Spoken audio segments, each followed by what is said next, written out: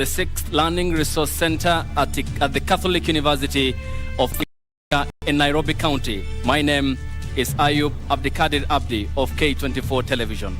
And I am Safin Acheng of KBC. Welcome to the first of two debates between candidates running for the office of governor of the city of Nairobi. It is the first among the 6 debates under the auspices of the Joint Media Presidential Debate Secretariat.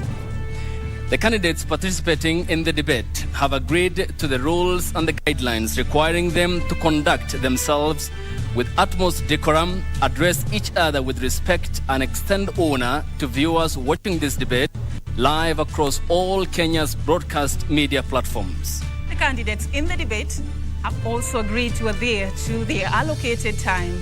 Each candidate has 2 minutes to make an opening statement, 1.5 minutes to answer a question, and 60 seconds for a rebuttal. The topics have carefully been selected after a thorough assessment of sentiments of the regular residents and voters in the city of Nairobi.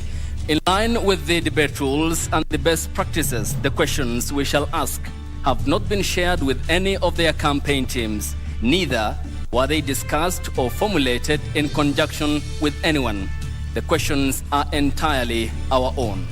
An invited audience seated here in the auditorium has also agreed to the debate rules. They have been fully briefed that cheers, jeers, or any other form of noise is not permitted during the debate. We, however, make the exception now as we request the audience to applaud and welcome candidates to the stage.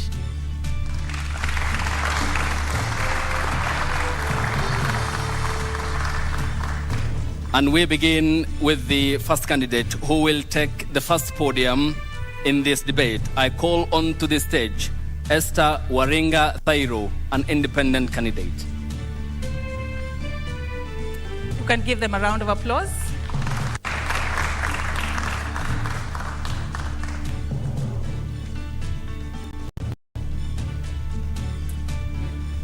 Appreciate her. She takes her position.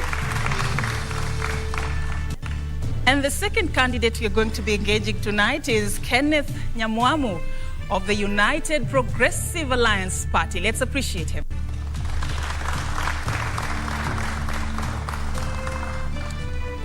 The third candidate for this debate is Herman Sin Grewal of the Safina Party.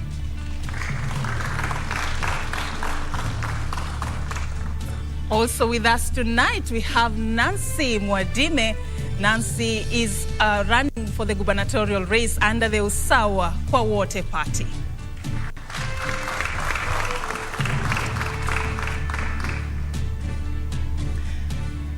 And here are the topics for this debate: governance domain in the city of Nairobi, leadership and integrity, which is a key ingredient in the 2010 Constitution of the Republic of Kenya. We'll also be addressing transport issues, and utmost important and of importance, we'll also be talking about the living standards in the city of Nairobi.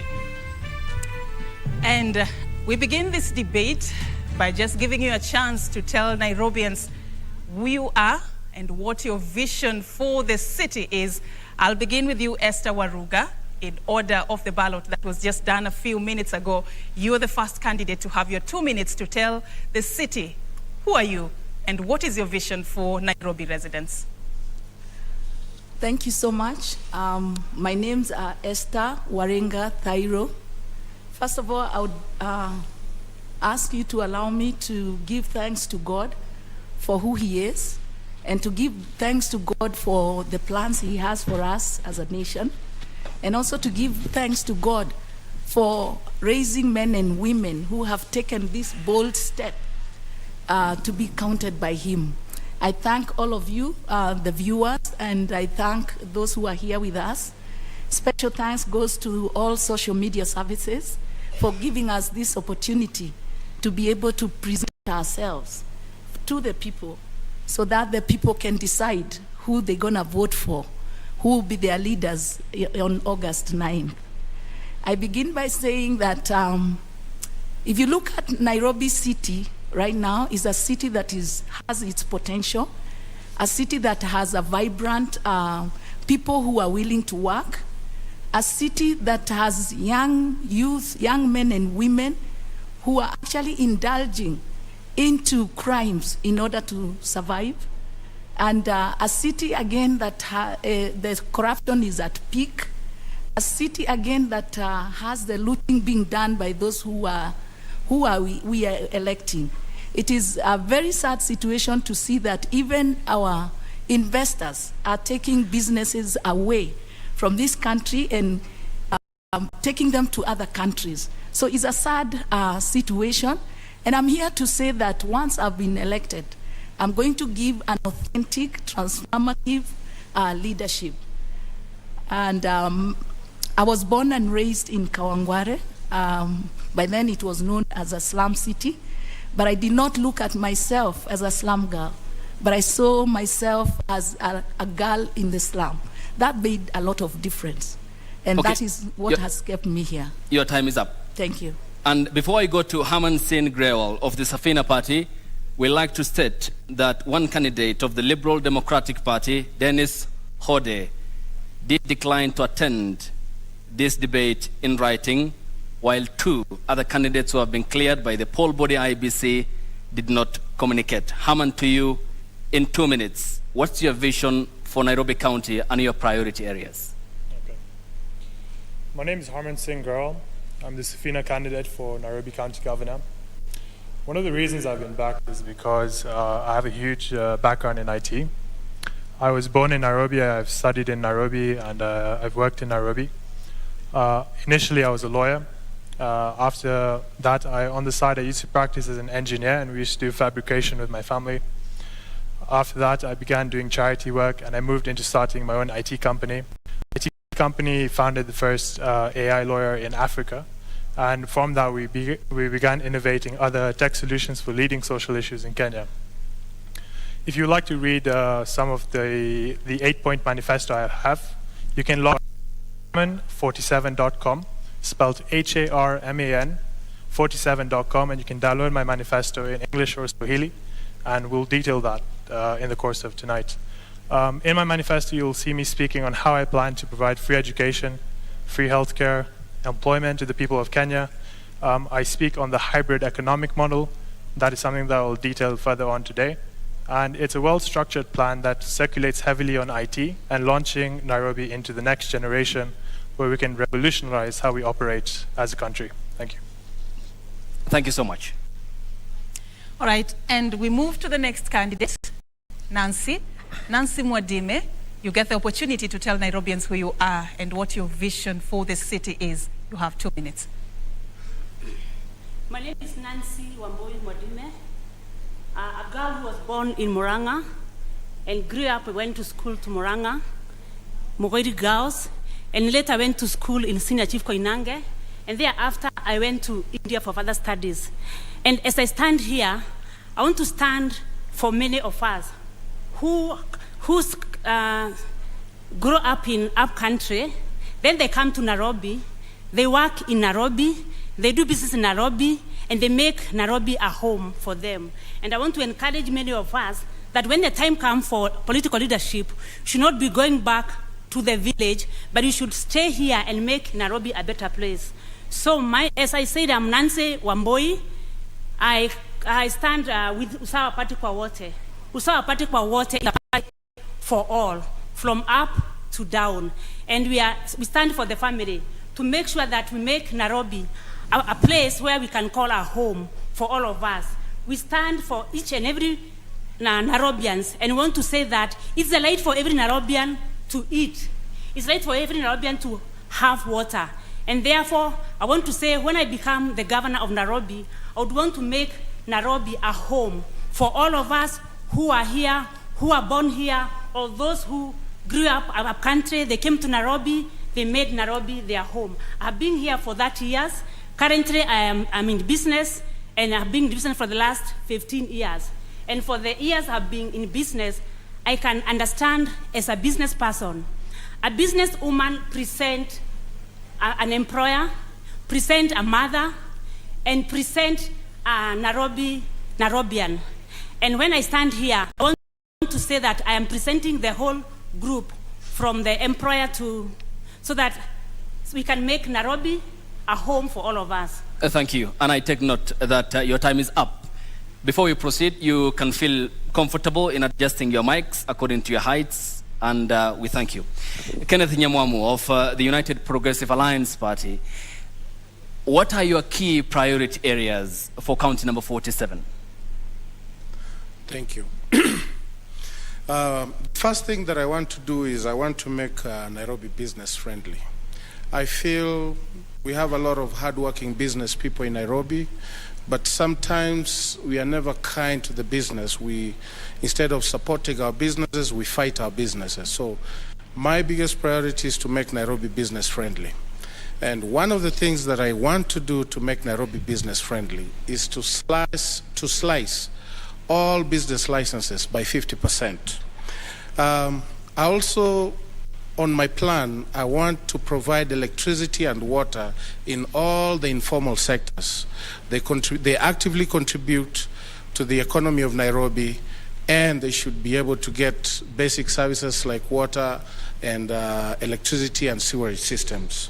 The other thing I would like to do when I become governor is to create a county-wide app that will be used by all border borders to create efficiency so that the border borders can operate efficiently, and also to give them safety. We talk about this issue of border borders, but we dance around it, but nobody concretely put solutions in place. So my main aim will be to create a county-wide app, a county-wide, not country, county-wide app that would sort of like an Uber system kind of an app, so that the person, it caters for the safety of the border and the rider that they're carrying. The other thing is to improve service delivery to all sectors in Nairobi, and especially the informal sectors. We need to have a system in garbage collection. We need to have a system in fire department, the fire department that works. We need to promote our youth in sports and their talents. And also, my other thing is to create an efficient, affordable, and public system your time is so up. that our people can use. Thank you. Thank you. Your time is up. And you've said something that I'd just like to pick up with you as we move into the second question. Do you know that in the last financial year, Nairobi's own source revenue was 10 billion shillings? This is against a target of 16.5 billion shillings. Yes. How do you seek to bridge the gap of 6 billion shillings if one of your priorities is to slash the business licenses fees by up to 50%? So, the argument behind that is when people start businesses in Nairobi, number one, the average life of a business in Nairobi is 3.5 years, which is very sad. Two, when they start a business, they pay all their licenses up front because they have to pay licenses before they start the business. But after that, nobody is able to renew because the rent is very high. The cost of doing business is very high. So you get that a lot of people are not really paying business licenses. So instead of charging them expensively, why don't we slice the licenses by half and increase the pool of the revenue reception? How do you seek to bridge the gap of 6 billion? That is the question. Well, you asked it in reference to me slicing the business licenses. So that's how I'm answering and saying, if we increase the pool of people, who are paying these licenses, then we'll have the 6 billion. But if we don't, then we have money getting lost through the enforcement where they go and they harass our business. Thank you so much. Your time is up. Thank you so much. And I come to Harman.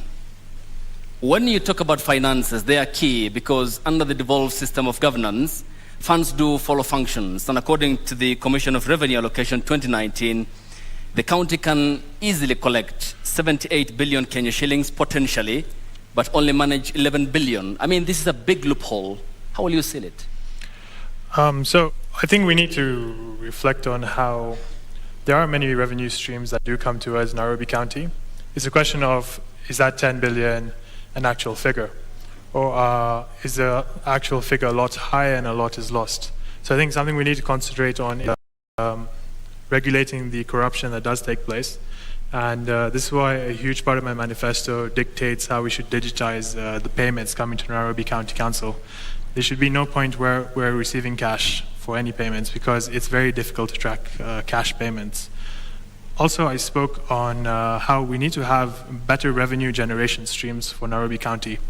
Business permits aren't the only way we can generate money as a county. Something that has frustrated me is that if you look at Kenya's parastatals, a lot of them have struggled to raise revenue for the government operations. And I feel that also if we tap into parastatals and we create new parastatals in Kenya, we can generate revenue. Like something I pushed for was creating the biggest call center in Africa in Kenya. And that's something that we can also provide jobs for a lot of Kenyans, because the minimum wage in that call center would be about 20,000 per month. So I feel like we should concentrate on reducing corruption and regulating the operation of parastatals and bringing in new parastatals into Nairobi. Thank you. Thank you. And we move to you, Nancy Mwadime. You spoke very passionately about making Nairobi home, and that was part of what you wanted to do if elected governor on the 9th of August. I want to understand from you how you seek to bridge the gap of how much money Nairobi generates vis-a-vis what it potentially can generate. How to make Nairobi a better home. And the first thing we need to do is take care of the business people, to make sure that they're able to do their business without any harassment. And especially, I'll give an example of the hawkers. The hawkers, they go in the evening to do the hawking business. So when I'm the governor, I'll make sure that the hawkers are not harassed. In the evening from 5 p.m., we'll have some roads closed and allow the hawkers to do their business without any harassment. On the other hand, we'll also take care of the business sector, like the industry. We shall have dialogue with the business owners, and we see how we can improve the business, or how we can make their work easier. On the other hand, we'll also work together with the industry owners to see how we can engage, or how we can put some of our unemployed into work for those industries. And apart from that, I'm also going to make sure that there is water. Water distribution is taken care of, because when we have water, we can encourage the Nairobi people even to do the family farming or the balcony farming. So with that, we are able to get some food available. Your time is up, but I'll add you 30 seconds just to come clear on something. You said you're going to work on making sure that hawkers are not harassed. And you know that some hawkers operate without the necessary requirements. Some dodge, the procedures that they ought to be going through to be able to operate a business lawfully within Nairobi. How are you seeking to make sure that they are not harassed, yet a big percentage of them operate without the licenses that are required, without paying any dues to the county? How are you planning to make this organized? I do believe with dialogue, everything is possible. I'll have dialogue with hawkers, and we see how we can stay together in the city of Nairobi, how they can do their businesses and they make money, they support their families, and how we can also charge a little fee which is affordable for them. Okay, thank you for your time. I come to you, Esther Waringa Thairo. On governance, it has underneath a lot of thematic areas, and the question of corruption comes up when you mention money in the city of Nairobi, and it seems endemic. What will be your approach? Well, with corruption, I know it's an issue that is big. I'm looking at, when I become a governor, I'll be in partnership with some bodies like DCI, EACC, where anybody who is employed, before they get the employment, they are vetted, and they should be people of integrity. I'm also looking at cutting down the loopholes of cartels. The cartels that are done that affect this city. One, we know that in the lands, Ministry of Land, land issue, it's an issue, especially when it comes to land that is allocated to to the county. I would also look at the functions of what is happening, especially with the land in leasing. Of the land's lease expires in 99 years, and we find that there are some places that they don't pay. They don't pay any lease because the leases were not renewed. So there are several things that I would look at in terms of closing those gaps of corruption and working towards making this city a city that is corruption-free. Okay, I add you 30 seconds before my colleague comes in with the next question to the next candidate. And you have mentioned cartels. Seems this is a cliche. Who are they by definition? Cartels are managed by people who are just those people we have elected, because they have mechanism of owning most of the businesses around. The local businesses are owned by people who are in power. So the cartels fall there. So if there is any tender or there is any garbage collection, you find that those companies are not owned by the local person. They are owned by people who are already in positions. Your time is up. I come to Kenneth Nyamwamu, and this is very important because when we talk about finances, these are the taxes the Kenyan people pay, and they expect services, including not only Nairobi, but across the 47 devolved units in the country. Do you understand the regulations and the finance management in terms of managing the resources in Nairobi County? The answer is yes, I do. So, I mean, if I may get you correctly, you're trying to ask me if we understand the way to manage finances. Correct. I know, I do, because I am a business owner, and I've run my business successfully for the last 2 years. So I understand how to manage finances, how to pay people on time, which the city of Nairobi needs to learn how to pay people on time and not be holding salaries for 3-6 months until people go to the streets.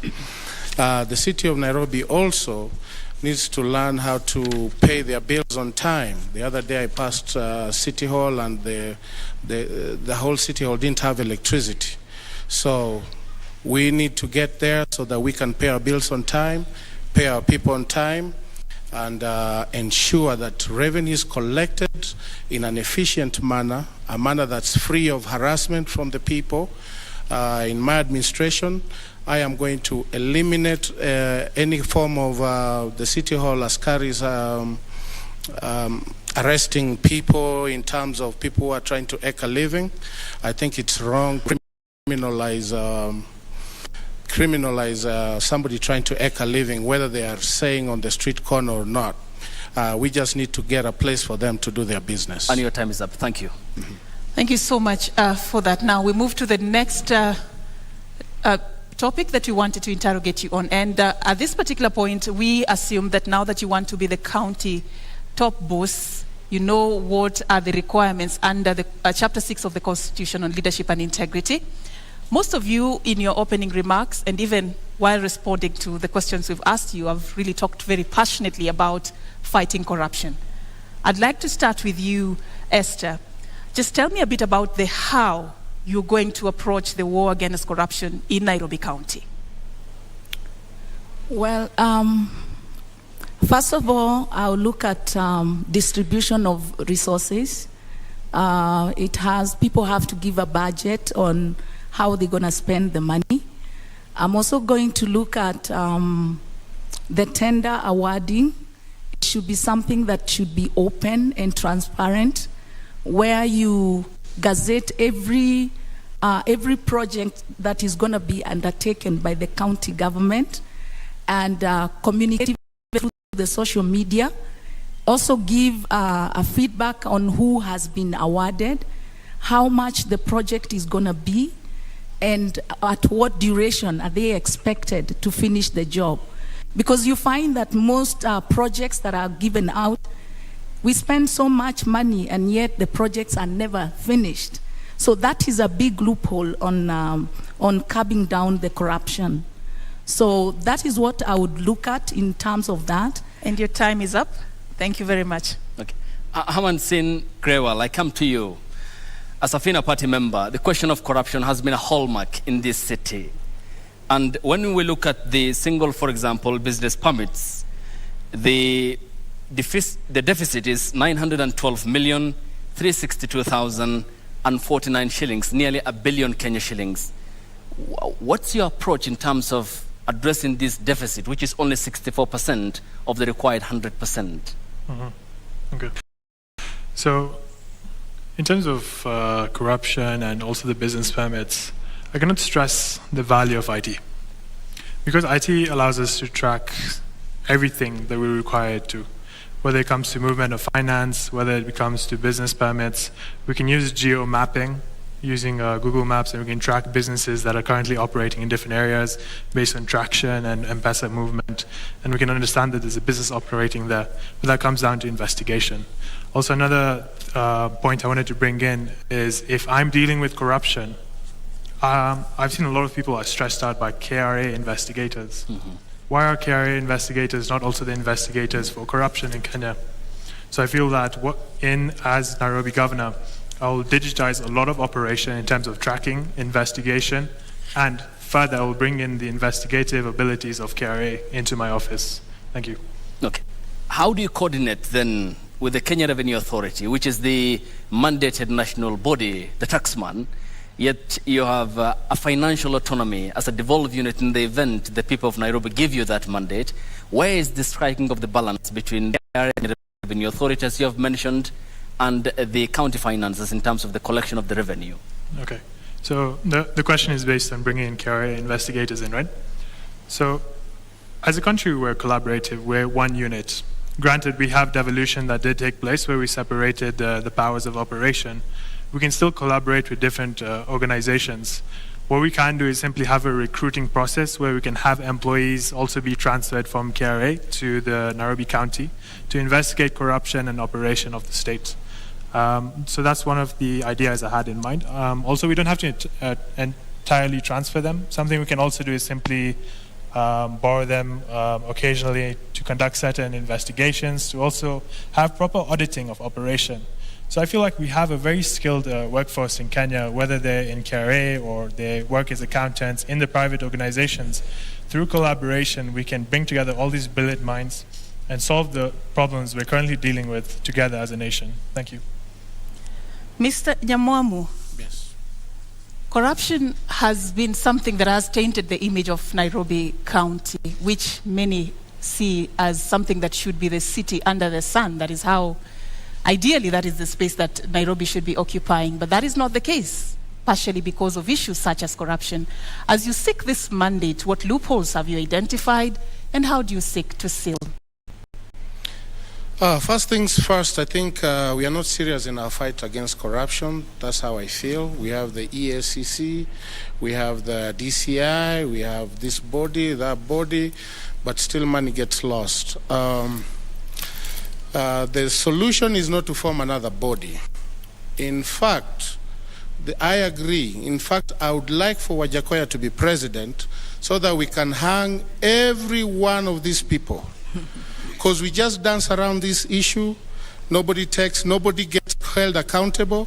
We have a gubernatorial candidate that has been cleared with fake papers, and we just dance around this issue. So how do we expect to fight corruption where we don't do anything about it? For me, the solution is to go the Wajakoya way. If you are corrupt, we send you to the gallows. Next man up. You are corrupt, go to the gallows. I think that's the only way with it. You've talked about a case that is yet to be determined, but I'd let that go because that case is yet to be concluded. Yeah, but we dance around these issues. See, that's the thing, that's the problem. And I also don't see how that relates with the issue of we just dance around corruption. These issues. The EBC or the IEBC said they don't have the mandate. Yet, they send me home because I had a foreign certificate. That guy in a commission that wrote for him his certificate, he couldn't look at my own certificate until he had seen my high school certificate. There is no correlation between a high school certificate and a graduate certificate. but he couldn't look at mine. Yet we have a gubernatorial candidate who has been cleared by the same commission. So anyway, the issue I'm saying is we dance around this issue of corruption, but nobody wants to take affirmative action. I just want to stay on that matter for a bit before we move. So you mean as governor you will be helpless just because institutions are not working? So you cannot do anything to fight corruption? That is what you're saying tonight? No, that's not what I'm saying. As governor, I'll do my part. What will you do? That was the question. I will not appoint anybody in my government who has been implicated or who has a case pending or who has been alleged been implicated in a corruption scandal.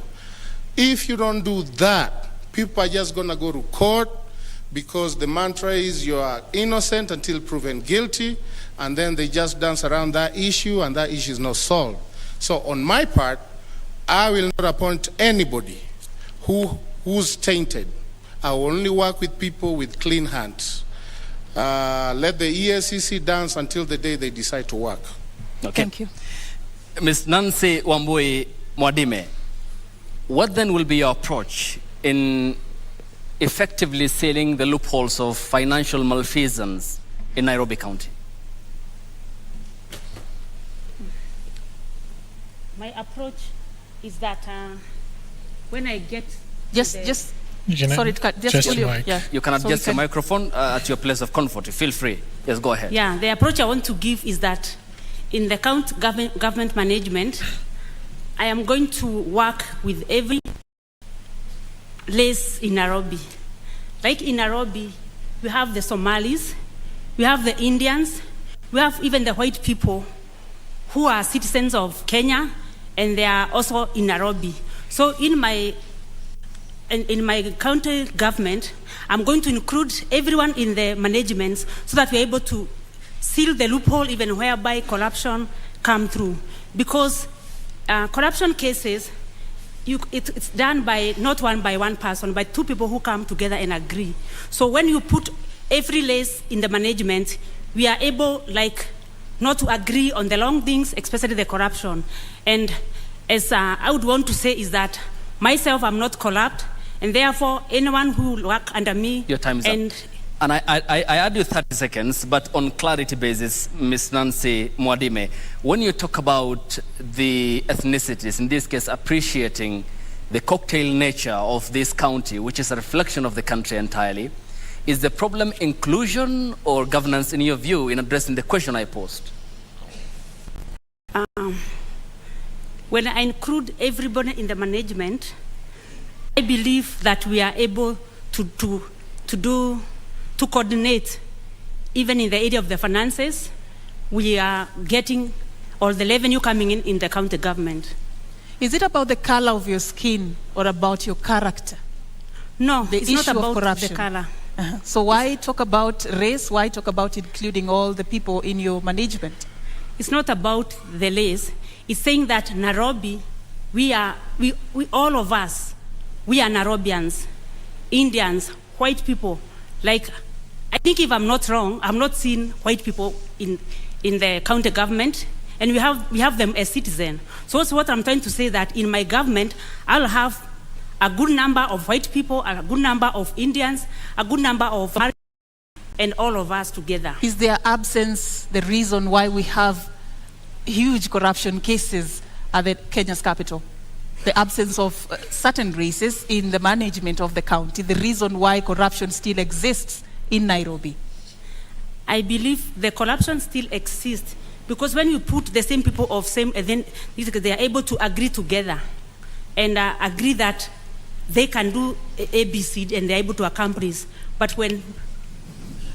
Thank you for your time. And when we get back from this break, the debate continues, and we thank you for your time and responding to the questions and also the thematic areas that are yet to be exhausted, and will continue after the break.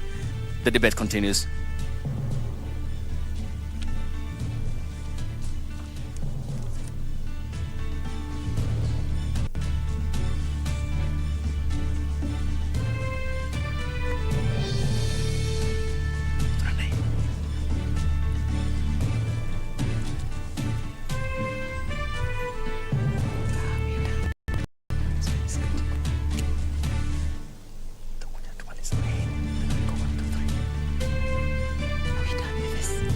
start with one dream, one goal, one deposit, and one transaction. Pamoja, let's make it happen. So don't just bank with us, bank on us. Yes, Timo.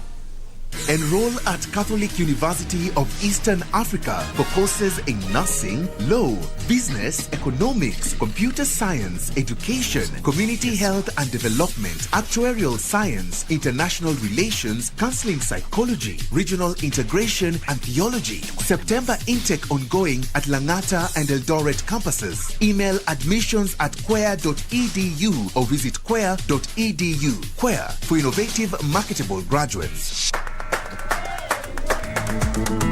I think the most important quality of a leader is wisdom, so that the decisions that are being made now, he knows how, it's like a chess player who sees ahead. Unajua wakati ambapo mlipa ushuru analipa ushuru wake, anataka aone angalau kazi ya pesa yake ambayo anailipia. Pesa tunaamini kwa zinaishia kwa mifuko za watu binafsi. I think it's important that wealth is declared frequently, and if people have found ways to accumulate wealth very quickly, absolutely good for them, as long as, of course, that is done honestly and ethically. We need leaders who are well educated to understand the challenges that we face in the modern world. Kwa mfano, mtu mwenye amesomea ukandarasi wa barabara, mkiwa na kiongozi ambaye amesomea hiyo taaluma, una uhakika kwamba barabara za eneo lako zitakuwa zina usimamizi mzuri.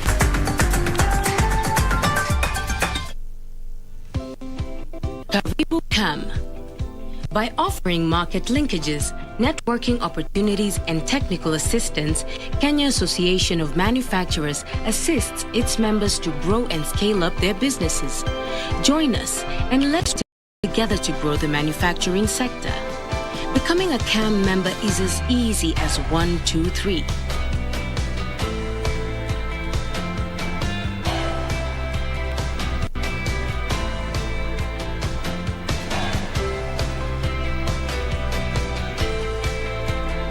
Kenya Association of Manufacturers, driving global competitiveness.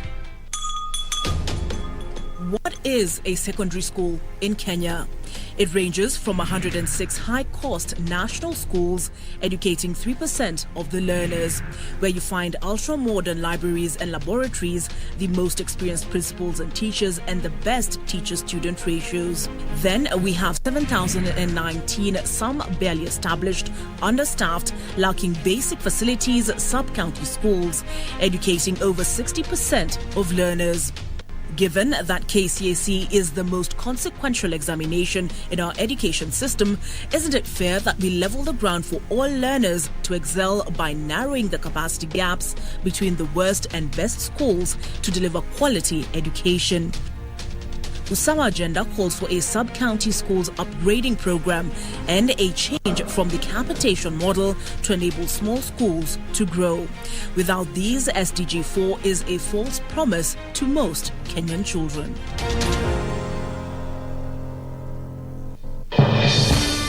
We shall legalize weed. Professor George Luchiri Wajakoya of the Roots Party. Semeni Babakea. Babakea. Raila Amolo Odinga of the Azimio la Umoja One Kenya Party. Unajua mimi sina pesa ya serikali ama ya cashback. David Mwaure Wahiga of the Agano Party. And tunasema kazi ni nini? William Samoei Ruto of the Kenya Kwanza Alliance. Presidential Debate 2022. Do not adjust your sets. Agnes Kagure, Independent. Cleophas Kiyo, Ford K. Dennis Kode, LDP. Esther Thairu, Independent. Herman Growell, Safina. Johnson Sakaja, UDA. Kenneth Nyamwamu, UPA. Nancy Mwadime, Usawa kwa Wote. Polycarp Igathe, Jubilee. What would you like to ask your Nairobi gubernatorial candidate? Send your questions on video to the WhatsApp number 0796 560 560. You can also text your question to 22843. The Nairobi gubernatorial debate live from the Catholic University from 5 p.m. to 9 p.m. Monday, 11th July.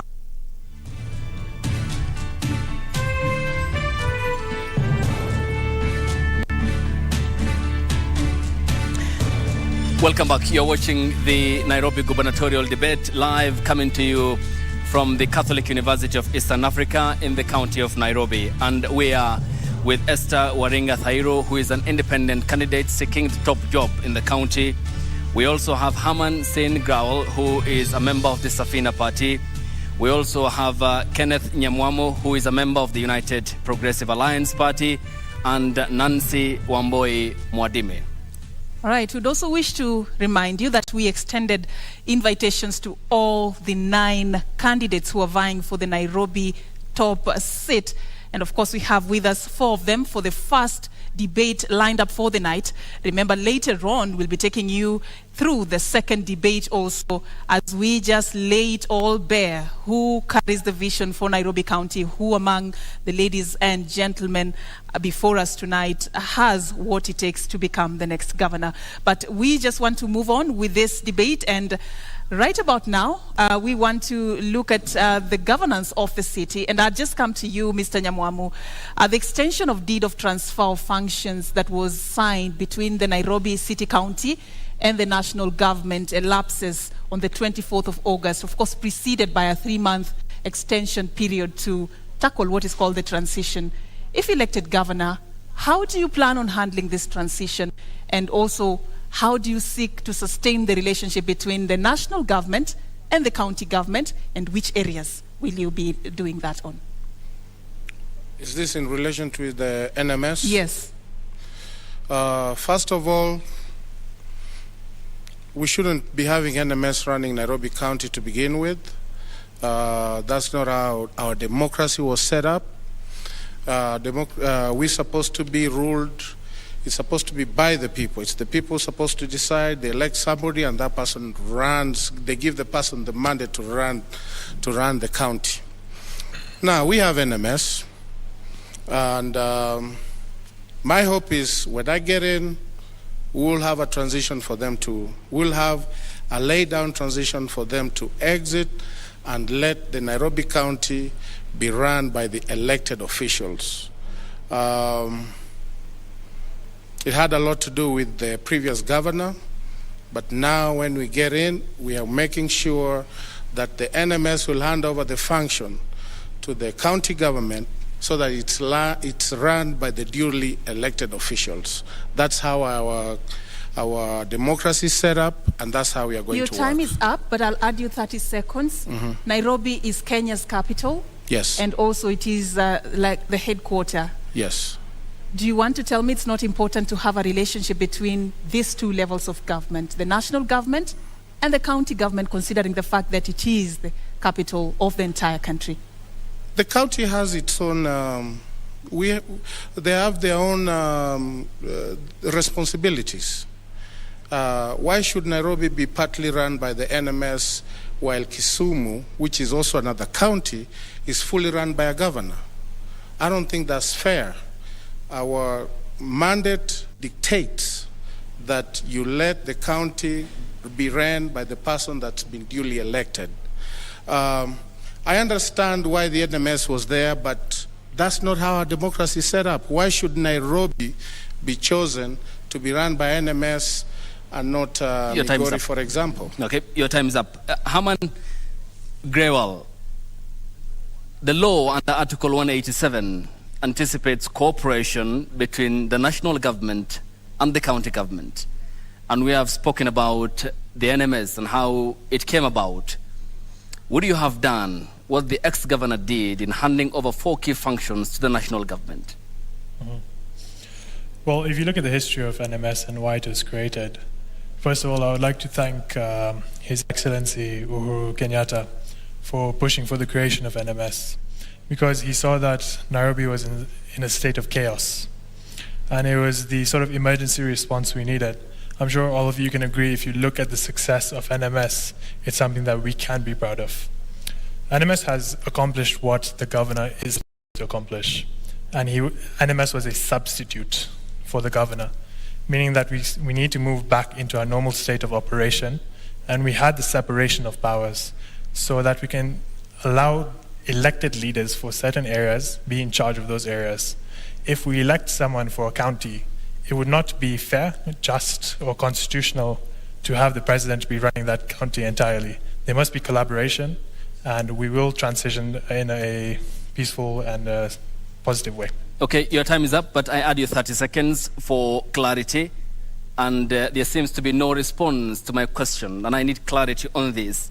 If accorded the mandate by the people of Nairobi County, would you have done what the former governor did at State House in February 2020? I feel that given the situation we were in at the time, it did make sense, but it did happen because of the governor's actions. So I feel that if I'm responsible as a governor, I wouldn't allow us to reach that state. But if we are in that state, we must be responsible as leaders and say, I've made a mistake. I'm not delivering as a leader, so that our country can prosper. Thank you. Thank you. All right, Miss Nancy Mwadime, how do you plan on sustaining the relationship between the two levels of government, considering the fact that you're vying on an usawa kwa wote party ticket, assuming the government is taken over by somebody who, a party that is not in your political camp? What will you do and how will you sustain this relationship? I'll be able to maintain the relationship because the two bodies, the national government and county government, we need one another. And each body has its own role to play. The national government, the county government, because even some of the assignments which are done by the county government work in relation with the national government. So what I would say is that I'll maintain the relationship, and where necessary, we'll work together. And at times, for example, with NMS, I would say that the county government, with a good leader, we have all what we need in the county government. We have workers from top, from the engineers to the accountant to the officers. So what I would say that with good leadership, the county government can be able to manage. Thank you. Your time is up. Okay. Esther Waringa, I come to you. And owing to the importance of the close cooperation needed between the national government and the counties, because the understanding is that the two levels of government are meant to provide services for the people of the Republic of Kenya who hold the sovereignty under Article 1 of the Constitution. What will be your approach between the relationship between State House and City Hall? Well, a leadership of a nation, even though it has different bodies, it's still one, because the objective is for the interest of the people who have the sovereign power. So I see that in partnership and consultation, we can really work, the county government and the State House, because everything that is done, the functions could be different because of solution, but it is workable with partnership. Let me give an example. The county government holds the EAC level of education, but that does not stop a county governor to be in partnership with the national government to build a school. So I find that it's more of a consultation and partnership over leadership, and that will work. I add you 30 seconds, and clearly then tell me, the education docket is budgeted for 520 billion, lion's share of the country's financial year. There are some roles which are devolved, others aren't. How do you draw that very thin line as to what you will accomplish in terms of education? You see, if we have plans that involves the people, the partnership to be also drilled down to the people, the NGOs, and even stakeholders. It is possible to even be able to meet the target of what you're doing. It's more of partnership that will work, and involving the people also to be partners, stakeholders. Thank you. Yes. All right, so we want to move this forward to the issue of living and working conditions for the residents of Nairobi. Mr. Nyamwamu, I see you have an issue you want to raise. Yes. I'll give you 30 seconds to address that. I just want to talk about this NMS county government thing. NMS is being headed by a military guy. Now, the government should act as an oversight it should be the oversight role in terms of overseeing what the counties are doing. But devolution was there to bring services closer to the people, and that's why we have devolution. So when we bring the government to come and actually get involved in the devolution functions, we are treading a very dangerous line. When Hilter started, he started very nicely. He delivered services to the people. Over time, it has been shown military rule takes over and they suppress. Your time is up, but taking you back to when this happened on the 25th of February 2020, vying for this position, I want to believe you understand where the county was and the state at which it was being operated at that time. What would you have done different? What would you have done different aside from just signing that deed of transfer of functions? Well, first of all, it starts from the governor that was elected and the deputy governor that's seeking a gubernatorial position right now, who was part of that system, and the senator who was supposed to be overseeing. They all failed. So then the government has to be like, Nairobi's in a mess. We need to take over Nairobi or Nairobi will be in a mess. But that's not how our democracy was set up. How would you have cleaned that mess, Mr. Nyamwamu? Hey, collect garbage. The garbage was terrible. That was the function of the governor. Give electricity, provide electricity in the informal sectors. Get rid of the cartels. That's what the governor was supposed to do. And his deputy governor and the senator was supposed to oversee that function. All three failed. That's why the government stepped in. But all in all, what I'm trying to say, the basic framework of our democracy is not set that way.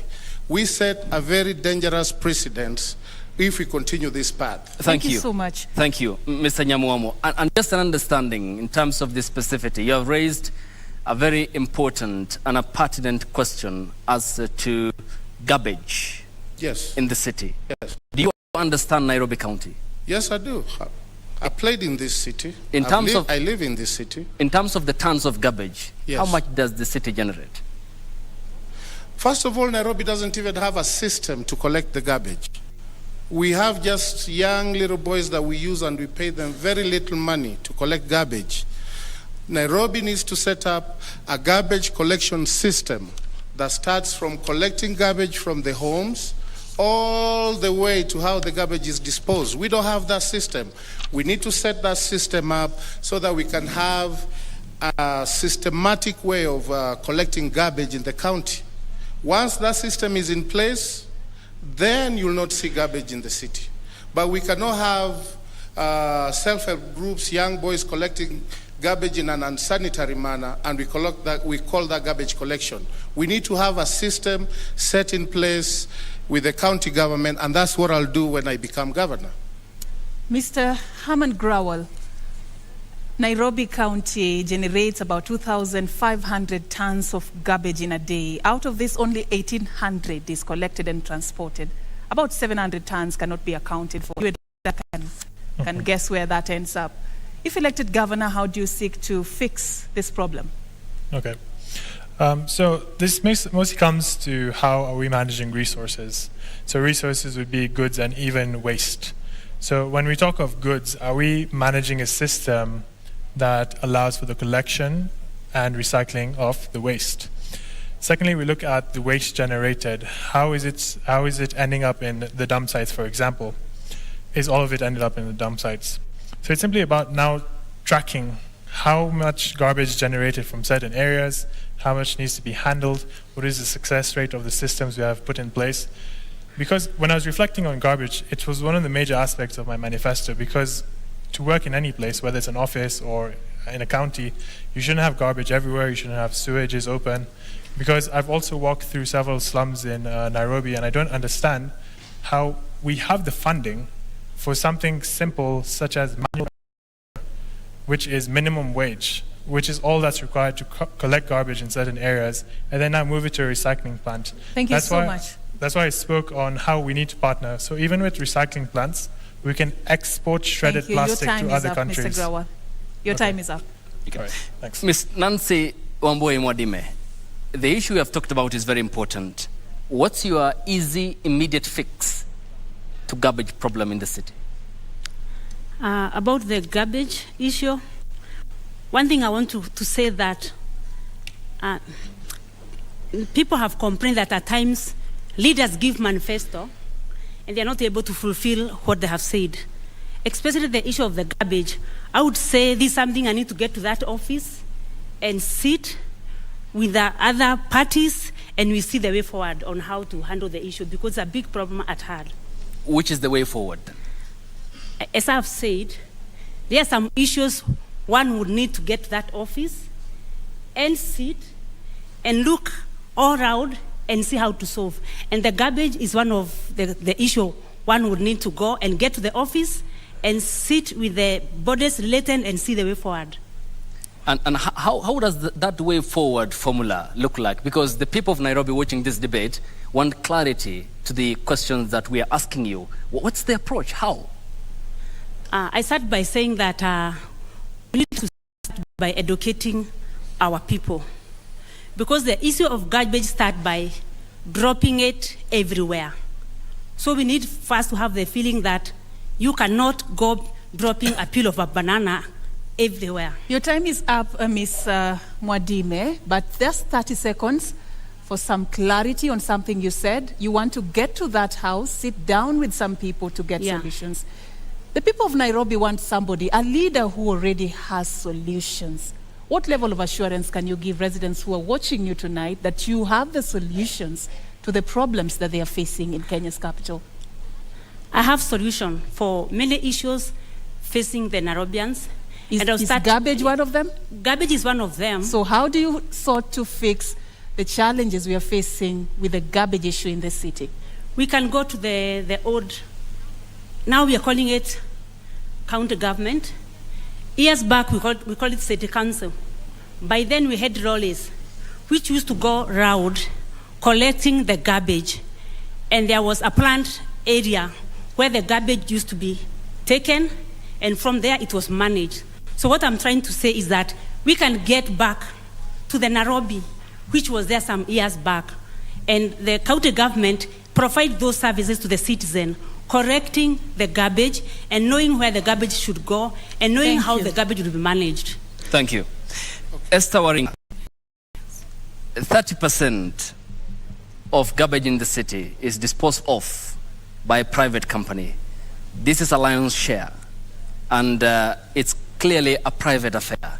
Yet the county is supposed to be offering services to the people. It's public dominated. How will you turn this around? You see, garbage looked in a more positive way. It's money generating. If you look at it that way, then you'll have a solution on how you can tap from garbage collection into the recycling and generate some money.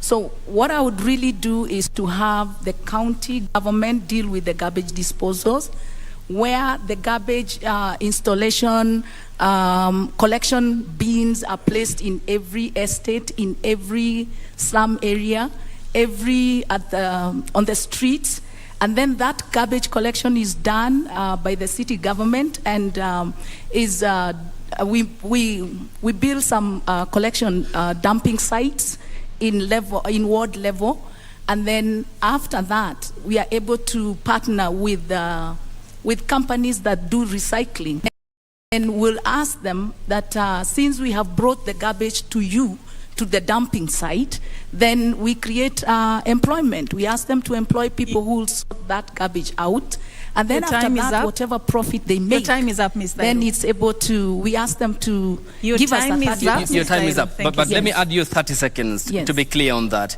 Yes. When you say that you will procure companies, do you appreciate the importance of public participation under the current constitution? And what will be the way of bringing those companies on board since they are private? we have recycling companies. If we partner with them, and those are the things that they need, the recycling, the garbage stuff that they can recycle.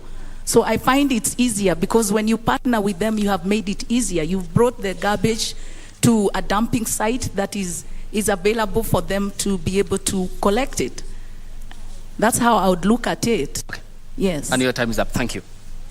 All right, we want to move to the next section, but before we do, Mr. Nyamwamu, earlier you had said that you play in this city, you've lived in this city. I want to seek a clarification looking at what you've done and who you are. You left the country in 2001? Yes. To go to the United States? Yes. You're a certified nurse in the United States? Yes. You've attained 3 of your major degrees from abroad? Yes, I did. Earlier, in early basic education, you studied in a county outside Nairobi, Siaya. Yes. How are you assuring the residents of Nairobi that you're part and parcel of them, you understand their issues, you have solutions, you know what they're going through, you're going to fix it if they elect you governor? Well, I've been you have articulating 90 seconds. I've been articulating these issues. I've given a way forward in terms of garbage collection. I've given a way forward in terms of making Nairobi business friendly. I think the issue you're asking, you've been outside the country, how are you going to relate with Nairobians? And my answer is this: I'm still a Kenyan, and problems that face the cities are universal. If I'm correct, our president learnt abroad, incoming president Raila Odinga learnt abroad. A lot of people who are in leadership in this country learnt abroad, but they still actively participating in leadership roles in this country. So living abroad does not qualify you from understanding and articulating the issues or solving problems. One of the things that has been put here that's successful is this expressway. This is a foreign concept that was borrowed from abroad, but it's here and it's working. So going abroad does not stop Thank you so much. Thank you for from that articulating the issues. Your time is up. Now let's move to the next section of this conversation that touches on the living and working conditions of residents of Nairobi. The key issue has been housing. And in this city, 9.3% of Nairobians, only 9.3% own homes. The others are renting units in different places. And also, it is a city that, according to statistics by the Kenya National Bureau of Statistics, 80% of the people who live in informal settlements across the country live in Nairobi. There's a huge housing crisis in this capital. Esther, I'll begin with you. If elected governor, how will you seek the housing crisis in Kenya's capital? Well, I would start with the housing crisis with the most affected areas, like the slum areas, and I would partner with the landlords who will sit down with the consultation and find out how we can be able to improve what is already there. For example, if I take Kibera slums, those are settlements where the landlords who are owning those small houses.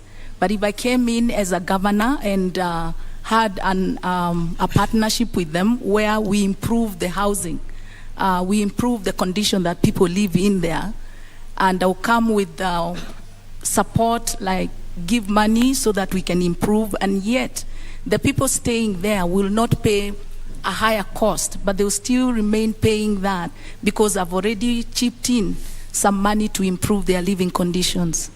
That's how I would tackle it. Then I would partner with the investors to build affordable housing. Thank you. Thank you so much. Your time is up. Allow me, Esther, to add you 30 seconds, because you have mentioned Kibera, which is a constituency in Nairobi County. And as per the Kenya National Bureau of Statistics in 2019 census, this is a region or part of Nairobi which has a population density of 712 times what ought to have been 68,000 people per square kilometer. That's a homework, isn't it? That's a steep slope for you. How will you operationalize decongestion of informal settlements, which account for 80% of Nairobi's population, and Kibera being an example that you have fronted? Well, I wouldn't look at moving these people. I know there is cheap housing, affordable housing that was built for them, high-rise being one of them, but they never moved in there. They still came back to their own settlement. So what we look at is improving, not really moving them away, because they are used to that place, they are comfortable in that place, but how best can I improve their living standard? And your time is up. That's what I would focus on. Asante, thank you. Herman, yes, I come to you. Housing is a national government function, and therefore, again, another cooperation is needed between the county government and the national government. We already are falling short of the targeted 250,000 household units to be delivered. We are doing it at 50,000 at the moment. This rate needs to be speeded up by 3 times the current number. What's your cooperation with the national government, if elected governor, and how will you address the problem of housing congestion in the city? Okay. So the question is based on supply being too low and demand being too high. Every man knows that this is a huge opportunity, right? So if you look at the structure of the country, you've got your upper class, middle class, and lower income groups. And each needs a different solution for housing, because you wouldn't expect someone that's earning over 2 million shillings per month to be provided with the same solution as a lower class person. So what we do have is an opportunity for us to now use technology to even like 3D print cheap housing for people living in slums and have a payment structured plan where they can pay back. Because if you study the banking history of Kenya, you see that it's becoming difficult for people to now mortgage housing. So that's something we should reflect on. Further, for the middle class and upper class, we must encourage investment, because again, this is an opportunity. If I give you a loan to build apartments, I now have the opportunity to earn from interest, and we've succeeded in building apartments for Your people time is in up, Nairobi. but I add you 30 seconds. Proceed. Okay. And what I've also studied is, so aside from the whole aspect of this being a business opportunity for us in terms of providing housing to low income, middle income, and upper class people for housing, we also need to reflect on how there are a lot of unemployed people in Nairobi. So I've studied all the manifestos for different candidates, and someone like Wajakoya has spoken of making Isiolo the capital of Kenya. I understood the logic, but this is also something that can be applied here. Because there's too much demand in Nairobi, what if we set up organizations in other counties where people can earn and also find housing? So I think that's something we should also encourage to decongest Thank you. Nairobi. Thank you so much, Mr. Grawal. Now we come to you, Mr. Nyamoamu. How do you seek to fix the housing crisis in the capital under your administration, if elected? So for me, I think it's many factors, but the biggest factor is the economic factor. A lot of people opt to go to the informal sectors because they can't afford whatever is available. For example, in Kileleshwa, there's a lot of apartment units that are available for rent, but they are unaffordable because people don't have the disposable income to go and rent those apartments. So my solution would be, one, to encourage investors to invest in these areas or areas proximity to the slum areas, so that these people can get places they can go to and work. That's number one. So instead of having an industrial area or industries in industrial area, let's have industries in every constituency, so that people from Kibra they don't have to walk to industrial area, they can go find jobs nearby. So let's create investment in those areas. Two, your time is up, Kenneth, but proceed, 30 seconds. Okay. Two, let's decentralize Nairobi. Let's get other functions in other areas. The reason why people come here is they come to look for employment here. So let's decentralize other key functions from Nairobi to other areas. We've started doing that. Let's do more of that, so that you don't have to go live to Nairobi to earn a living. You can go to Mombasa, Kisumu, wherever, where even the cost of living is low, and it will bring down the cost of living in Nairobi, because a lot of people will move out of Nairobi. Thank you. That's how I look at it. Thank you so much. I come to you, Nancy Wamboi Mwadime of the Usawa Kwa Wote party. What's your understanding of the laws that regard planning in the city, and how would you differentiate between residential and commercial areas for purposes of planning and to answer the question of housing? Before I go to planning, you can just move closer yes, your microphone. To your microphone. Yes. Before I go to planning, I would want to deal with the housing issue, which is an issue which we need to handle. On the issue of housing, some years back, we used to have city council houses, or county government is supposed to be developing homes and give to the Nairobi people. So I would want to go back to that and get the county department on the housing to develop some houses. Number two, I would want to network with real estate developers. I am in real estate industry, and I have seen the gap. We have the developers who are willing to develop the homes, and we also have the Nairobi people, especially who have on the circles and pension. They want homes, but there is a gap in between, because the developers, the circle managers, they tell developer they want a ready home, yet they have money lying in the bank. Your time is up, but 30 seconds. When you talk about the real estate industry where you are a subscriber to, do you have an understanding of the complaints lodged in a court of law against you by your employers of mistreatment and lack of pay? I do have, because when you are a developer and the economy is affected, our work is affected. And most of the complaints we have is that we are not finishing the houses. But the problem is not really the developer 100%. It goes all the way to the economy. Because when we don't have an atmosphere for the business, as a developer, you start your development, and because of the atmosphere, you are not able to receive the buyers for the homes, and you are not able to complete your development. But in this case, what I'm trying to say is that we can have a network between a developer and a circle, whereby the developer will develop homes for a particular circle using the same fund lying in the bank. And in this case, the Nairobi citizen will pay only 10 to 15,000 to own a house within 10 to 25 years. Your time is up. Thank you. And at this point, we also extended an opportunity to the residents of Nairobi to get a chance to ask questions. And we just want to get some of them so that our candidates can be able to respond.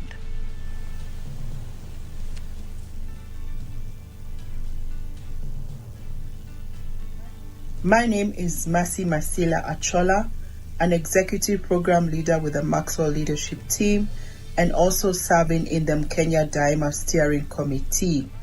My question to the Nairobi gubernatorial candidates is, if elected to office, could you share with the residents of Nairobi what can we expect from you in your first 100 days in office? Nairobi County collects billions in taxes. What mechanism are they going to put in place to ensure that Nairobi County's billions do not end up in the pockets of a few corrupt leaders? Nairobi's public transit system is a mess. How will your administration fix the issue of commuting through town and the traffic jams we experience on our roads daily? Majina ni Nicholas Paul. Swali langu kwa waheshimiwa wanaokusudia kuwa gavana wa Nairobi. Ni mpango ipi mlioweka kuhakikisha ya kwamba wafanyabiashara wadogo wadogo hawadhulumiwi na mabwenyenye humu mjini? My name is Samuel Matara. I work and stay in Nairobi. And I have a question to all the Nairobi gubernatorial aspirants. Now, if you walk along the streets of Nairobi, the marketplaces of Nairobi, and also the residential places, you will encounter mounds of garbage strewn all over. And this is despite the previous governors promising that they will make sure that this city becomes clean. How are you going to ensure that this city becomes clean like the way it used to be? Question number one. NMS inatoa stage from CBD Napeleka outside CBD, and also they are banning border from CBD. Is it right on that way?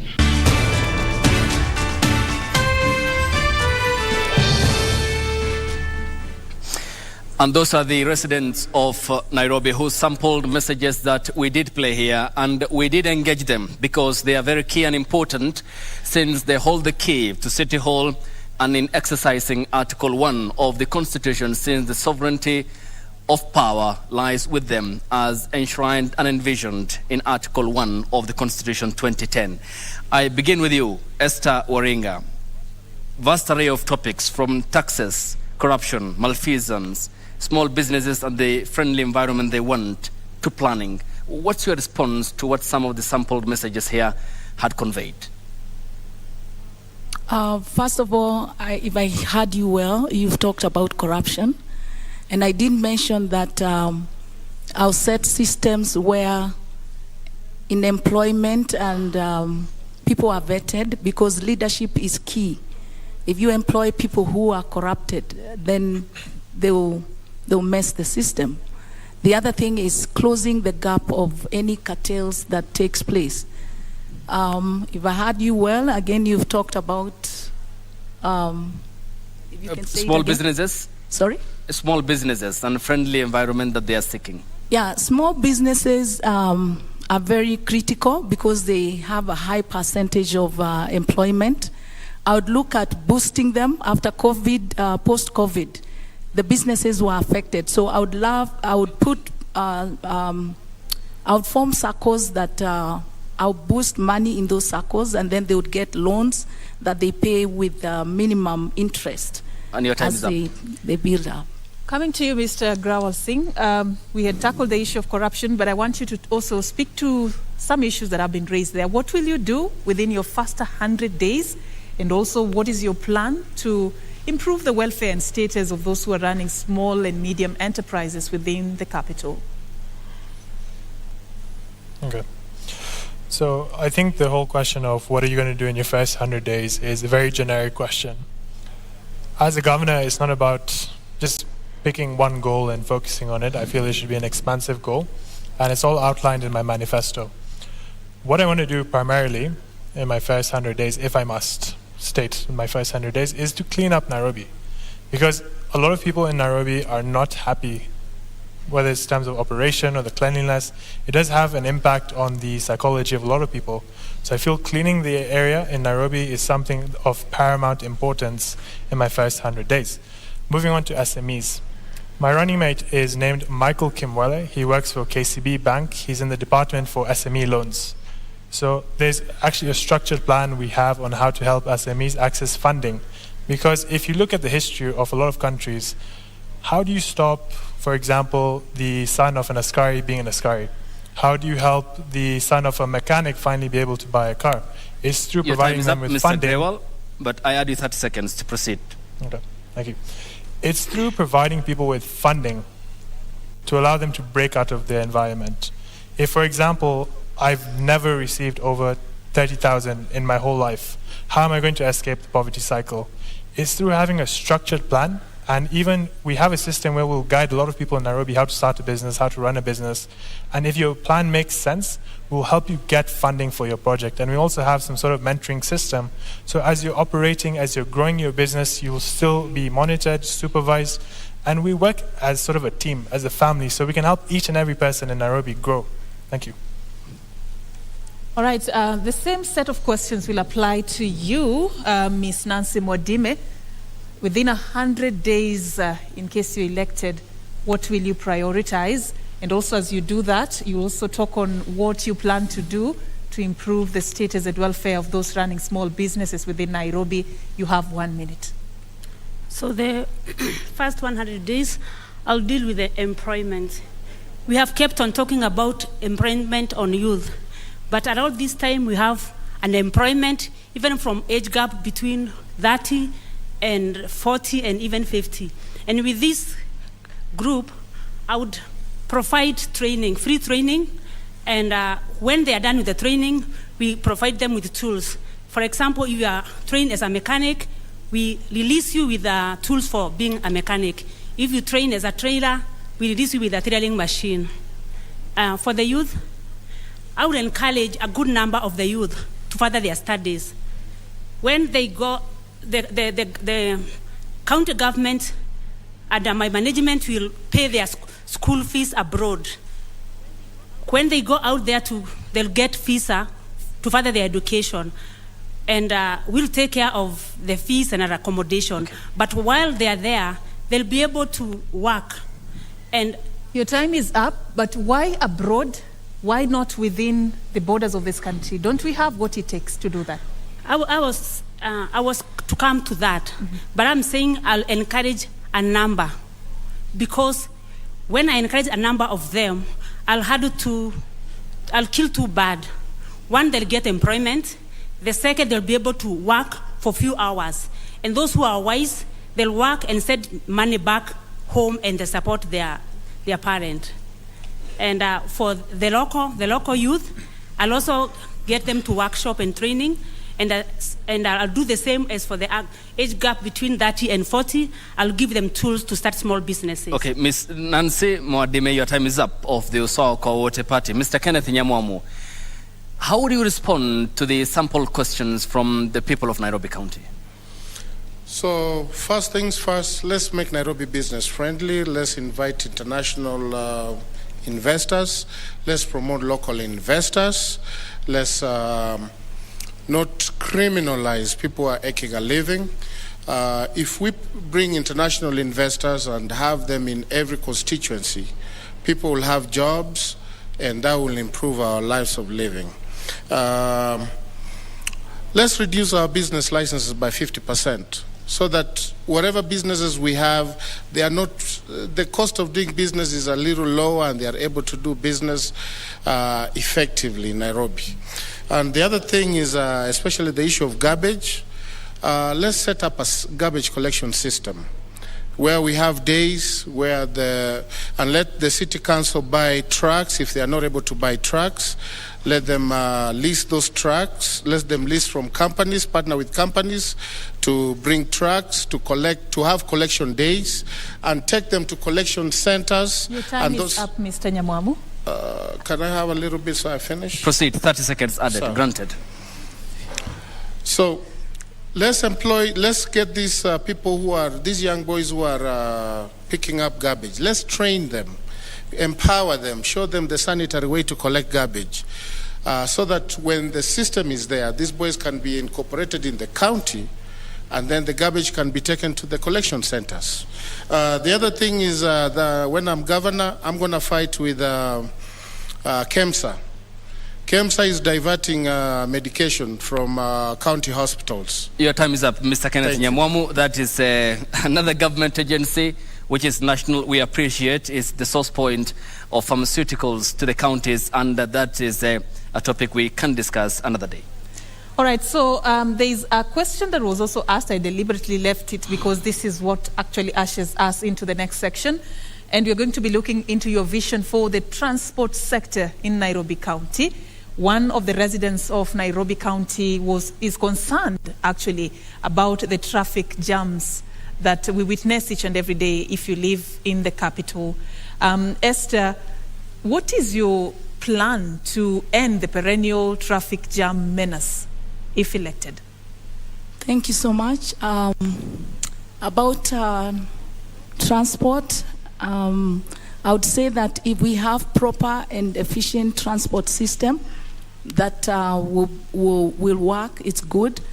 If I'm elected, I would think of having to refurbish trains, have rails, bringing people to town. That would decongest the traffic. I'd also have to have a consultation with the Matatu people and see how best we can have the public transport organized.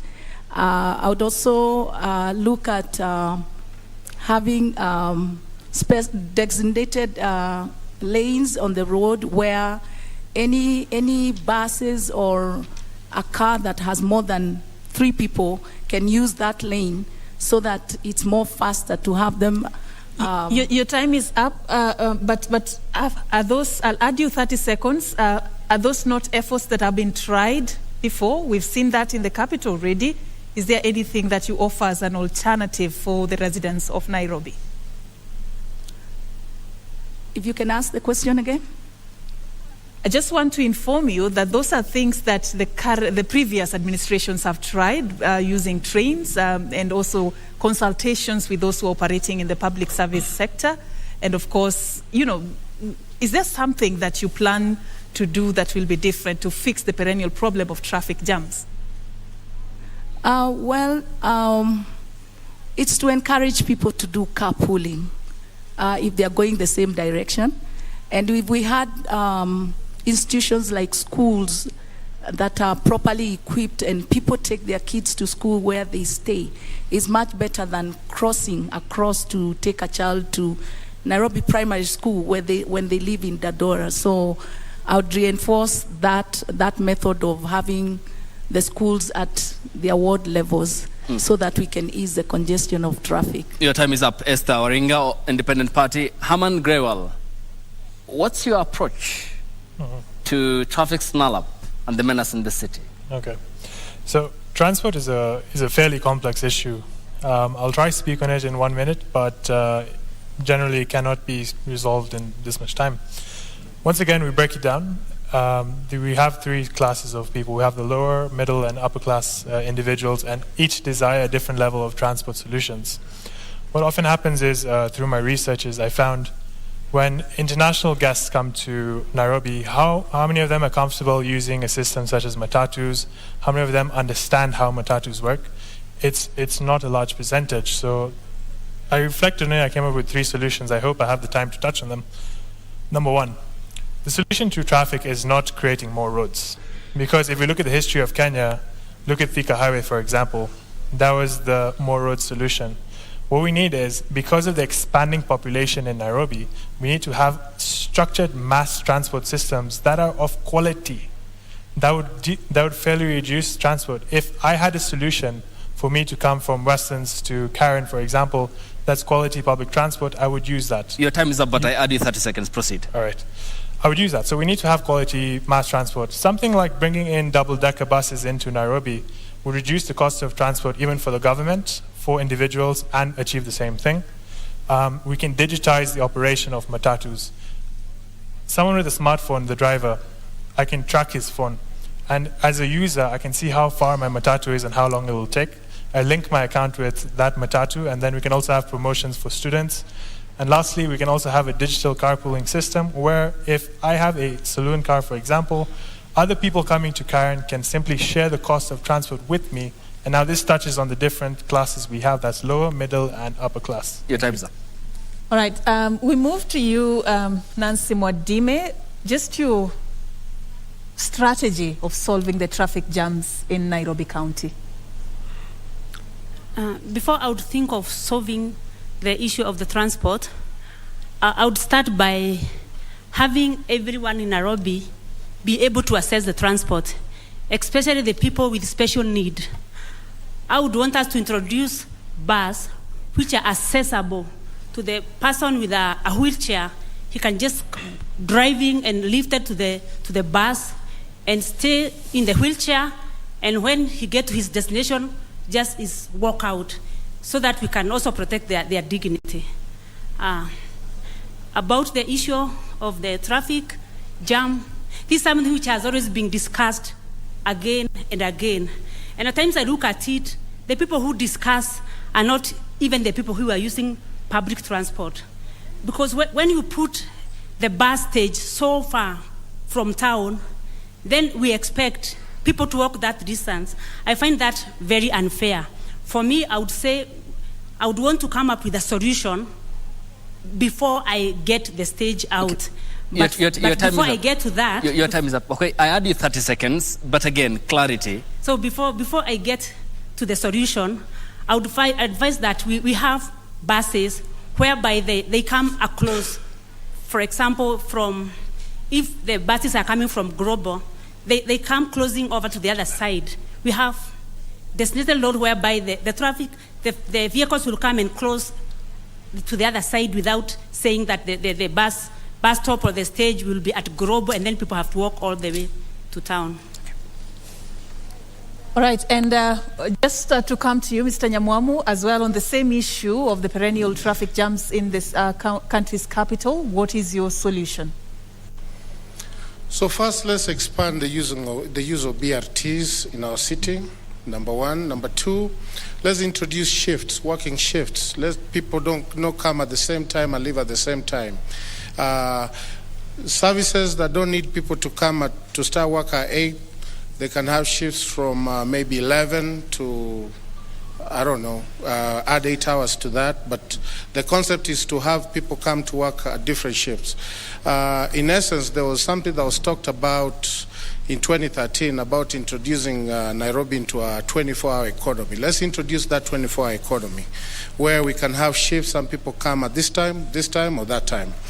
Another thing we can do about congestion is to have car holidays, days where, we don't allow private cars or cars of particular whatever to come into the city. Let everybody use the BRTs or whatever public transportation is available to come to the city. Thank you. That will help with decongestion. Your time is up. And I start with Esther Waring on podium number 1. Your closing remarks, 30 seconds, and kindly adhere to the time. I would say that the national government funds distribution to be considered, because the county government has more of the functions, yet not enough money to fulfill those functions. And the other thing is that I would say is that I've lost my mind. Okay, and your time is up. So much. That is all I would say, that in partnership with the national government and the county government would really bring a smooth running of this city. Your time is up. Thank you. Thank you. Mr. Herman Grauer? Okay. Closing remarks are normally a lot longer, but I'll try 30 seconds. So, I'm the Safina candidate for Nairobi Governor. I'm 25 years old, and my candidature came as a shock to many. But I feel I've outlined the qualities I have that allowed me to be backed by Jimmy Richard Wanjigi and Paul Mwite for this position. I've come up with solutions for free healthcare, free education, and jobs for people across Kenya. And you can read my manifesto on harman47.com. Through strategy, this was also my manifesto launch that cost me 0 shillings, again showcasing how I can use little resources and accomplish a lot of things. Your time is up. Thanks so much. Thank you. Ms. Nancy Wamboi Mwadime, 30 seconds. My closing remarks, I would want to speak to the voters and tell them that if they vote for Nancy Wamboi, they will be voting for a leader who have them at heart. And I also want to advise them that it is time they choose or they select a leader who is a leader not because he's coming from big parties, not because he's giving them money, but a leader who can go and work for the people. The leader who will go and know that he has been sent there and be a leader for Mwananchi. Your time is up. Mr. Nyamwamu. I want Nairobi voters to know there is a choice. And the choice is not necessarily to either choose between either Sakaja or Rigathi. There are other candidates. There have been issues where, the media has kind of contributed to the issue of us not getting our word out there. But now that we are here, it's our platform to say, Nairobi, Sakaja, Rigathi quit on you, do not be forced to choose him. Sakaja was there 5 years ago. For 5 years, didn't do anything, gave up the functions. Please, there are other choices here with manifestos. Your time is up. And people who are willing to work. Thank you so much, Mr. Nyamwamu. And just to point out, this platform has been organized by a majority of media houses across the country, and you're being watched on several television stations and being heard on radio stations. So we really do appreciate you creating time for us tonight. And of course, that is how we wrap this debate. And now, ladies and gentlemen in the audience, our viewers at home, we end it here for now.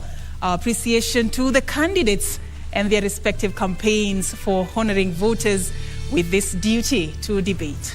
And we thank you for watching. Our second debate involves Senator Johnson Sakaja of the United Democratic Alliance Party and Polycarp Igathe of the ruling Jubilee Party and the Azimio la Umoja One Kenya Coalition political party, and comes to you live at exactly 8 p.m. My name is Ayub Abdikadir Abdi.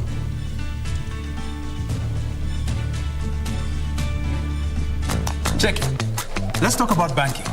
Or let's talk about dreams and goals. Your dreams, your goals.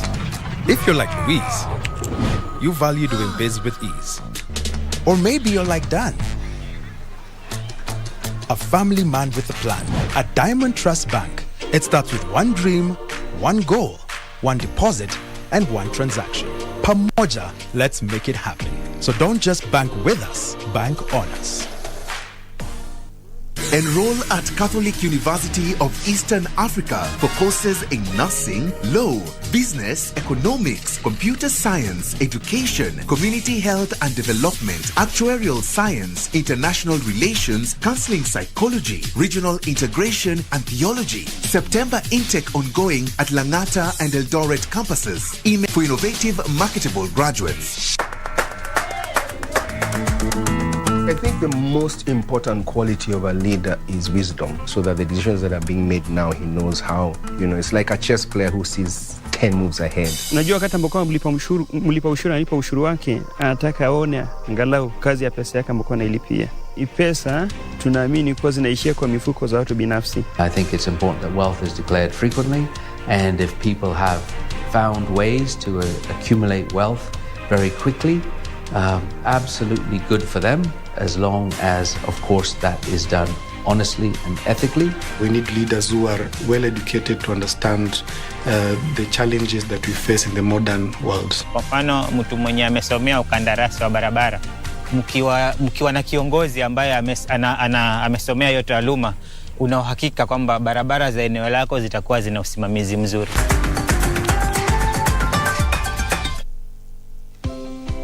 Karibu Pam. By offering market linkages, networking opportunities, and technical assistance, Kenya Association of Manufacturers assists its members to grow and scale up their businesses. Join us and let us work together to grow the manufacturing sector. Becoming a CAM member is as easy as 1, 2, 3.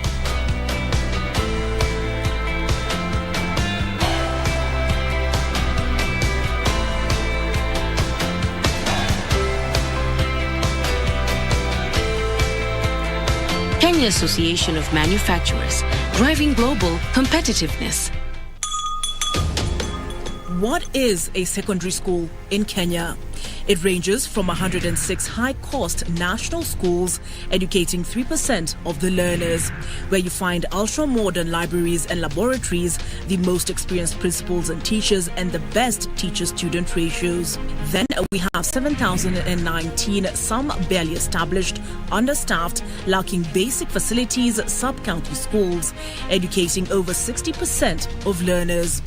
Given that KCSE is the most consequential examination in our education system, isn't it fair that we level the ground for all learners to excel by narrowing the capacity gaps between the worst and best schools to deliver quality education? Usawa agenda calls for a sub-county schools upgrading program and a change from the capitation model to enable small schools to grow. Without these, SDG 4 is a false promise to most Kenyan children.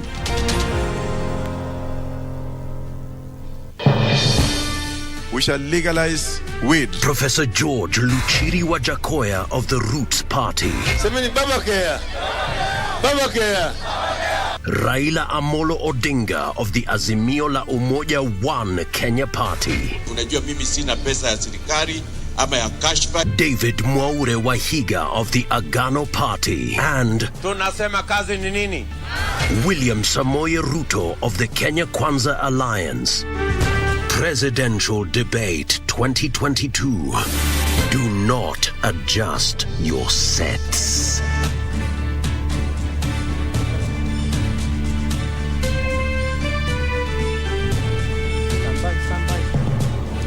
Well, a data analyst, an IT practitioner, and two real estate CEOs or experts in their particular field. Those are the four candidates that showed up for the first debate that ran from about 5:30 p.m. and concluded a couple of minutes ago here at the Catholic University of Eastern Africa. We are live with the first ever inaugural Nairobi Gubernatorial debate.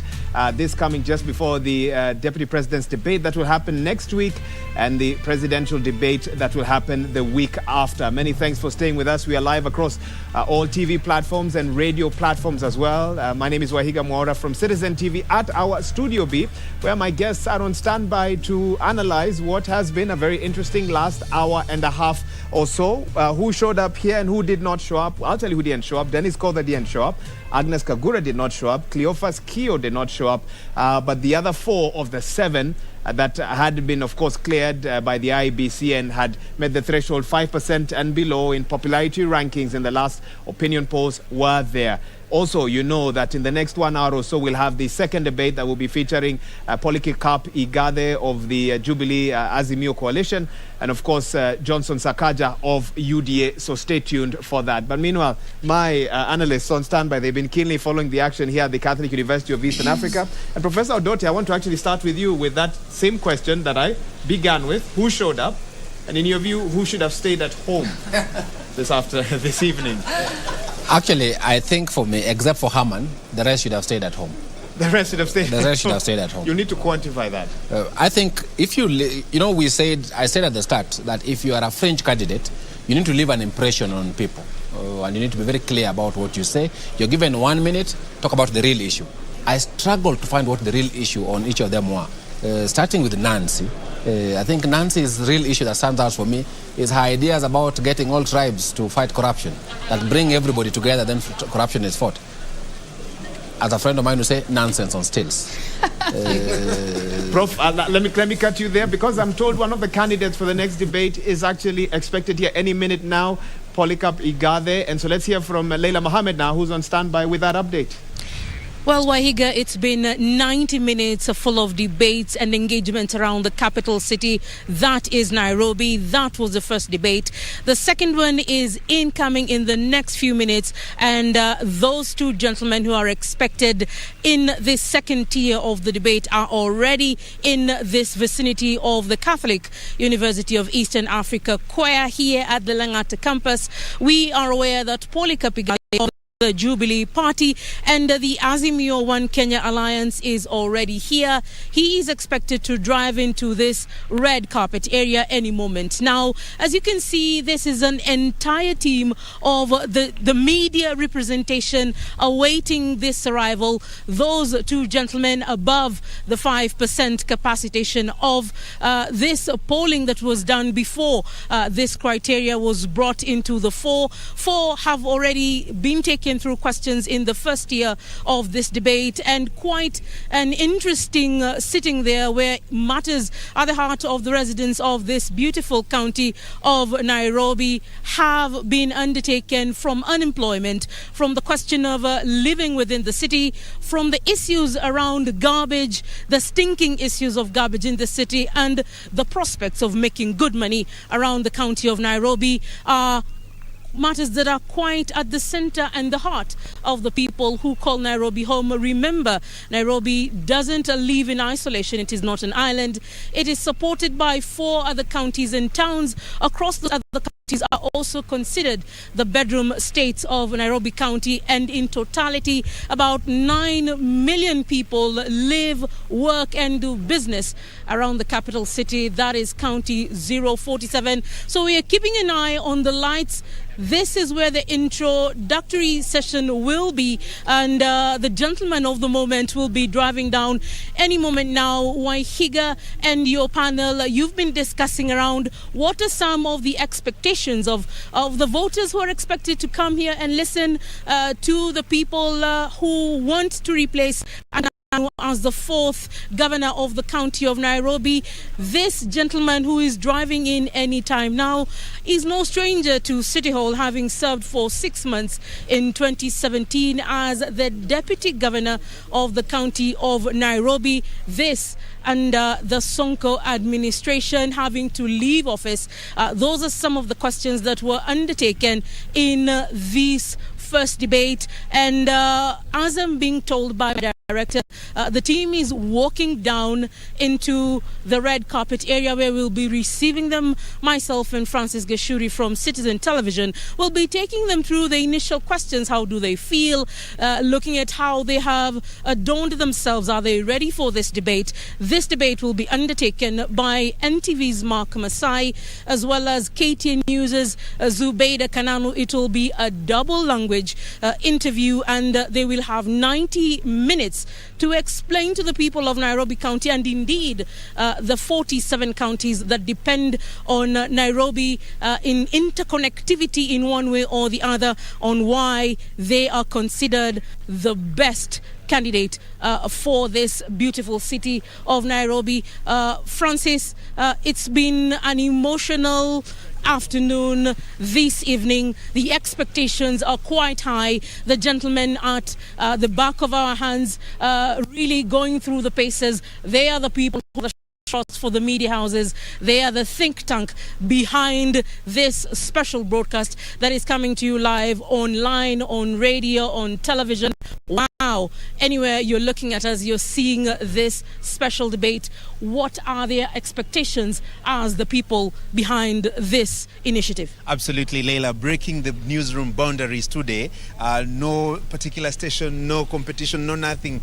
Just bringing Kenyans an opportunity, giving Kenyans an opportunity to hear, see, engage the guys who want to be governors of Nairobi. And there you can see, as you rightly put it, Leila, you can see Polycarp Igade, and the his Jubilee team. candidate, and his team. I can see from afar Rachel Shebesh, the Senate candidate of the Azimio team, Edwin Sifuna.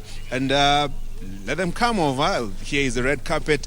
Good welcome. evening, sir. Welcome to Choir. Welcome. How does it feel to be here? It feels very good. It's a cool Nairobi evening, and thank you very much for having us. You look quite sharp. You're smartly dressed. Are you having any goosebumps today? Absolutely not, especially when I'm flanked by Edwin Sifuna here, our incoming senator, and our leader here, Rachel Shebesh. We're very, very proud to be here. And good evening, Nairobi. The transition from running mate in 2017 to gubernatorial candidate in 2022, how does it feel for you?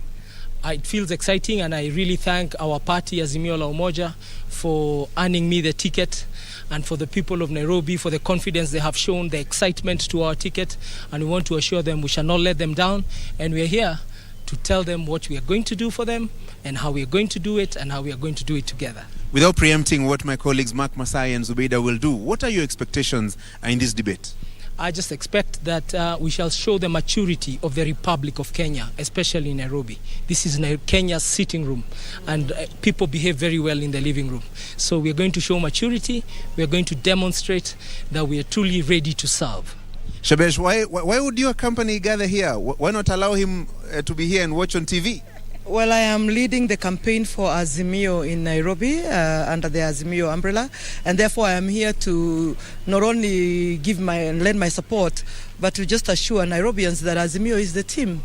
And it is a team effort. It's not only about the governorship, because we know that without the role of the senator who oversees that body, which is the devolved government of Nairobi, that also we don't have a complete team. So I am here to just say that as Azimio, we are very proud that we have a governor incoming who is sharp and brilliant, and I think the people of Nairobi today will see why we chose Igade. Sifuna, there is no senator debate, absolutely, but umedandia pia. Sijadandia, you know that in the event the people of Nairobi are gracious enough to give me the position of senator, I am going to be oversighting this gentleman who would be elected governor. We want to hear from them and know, as the office of a senator, that what they're proposing represents the best use of the resources for the people of Nairobi. We have campaigned together, we know the issues that the people have raised, and we believe that we have the best solution as Azimio. I am actually very proud to work with my governor candidate, because he's a credible candidate. He's somebody who starts off with credibility, and we're hoping that he will demonstrate to the rest of the county that in fact our ticket represents the best ticket for the governorship. Asante sana. We allow you to proceed. Welcome, Asante, karibuni sana. And feel free. That has been quite an initial discussion, Francis. The Azimio One Kenya Alliance team just being introduced to the media team here as they take on the red carpet. Waihiga, let me take it back to you with your panel. You've seen how the Azimio One Kenya Alliance team has come full throttle, and they are hoping that this will be the debate that will turn the 25% of undecided voters towards their side as we await the UDA candidate Johnson Sakaja. Indeed, Leila, I believe the term political entourage was exemplified there with the team that has flanked Polycarp Igathe, Azimio One Kenya candidate for the Nairobi Gubernatorial seat. He had some interesting things to say about the kind of politics he's hoping for, mature, and we'll be discussing some of the statements that he made there together with his team, with my panel. But first things first, we've had another debate that's just ended. What are the immediate reactions from some of the candidates that had to face those moderators there for the last 90 minutes or so? Let's hear from Beatrice Gatonye on the other side. Beatrice. Asante sana Wahiga Mwaura pamoja na wachanganuzi hapo na bila shaka wenzetu upande ule mwingine. Kama jinsi ambavyo umesikia, Polycarp Igathe tayari amewasili katika eneo hili akijiandaa kwenye awamu ya pili ya mjadala huu wa jioni ya leo. Lakini nisiseme mengi, kwenye mjadala wa kwanza wa wawaniaji ugavana katika kaunti ya Nairobi, mengi ya masuala yameweza kujitokeza katika mjadala huo, huku masuala ya maji, masuala ya ufisadi, masuala ya nyumba, masuala ya msongamano wa magari ni baadhi ya masuala ambayo yameweza kujitokeza, huku hawa wawaniaji wakiwaelezea wakazi wa Nairobi jinsi wataweza kukabiliana na changamoto hizi ambazo zinawakumba wakazi hawa. Na ningependa kuungana naye Kenneth Nyamwamu ambaye alikuwa hapo jioni ya leo, ambaye pia anawania kiti cha gavana tarehe 9 mwezi Agosti. Bwana Nyamwamu, unadhani kwamba umeweza kuwahimiza wapiga kura takriban milioni 2.4 wa kaunti ya Nairobi kukupigia kura, na hasa kuhusiana na swala la ufisadi? Unadhani ulifanya vipi katika swala hilo ukilinganisha na wenzako ambao mlikuwa mkikabiliana nao katika swala hili?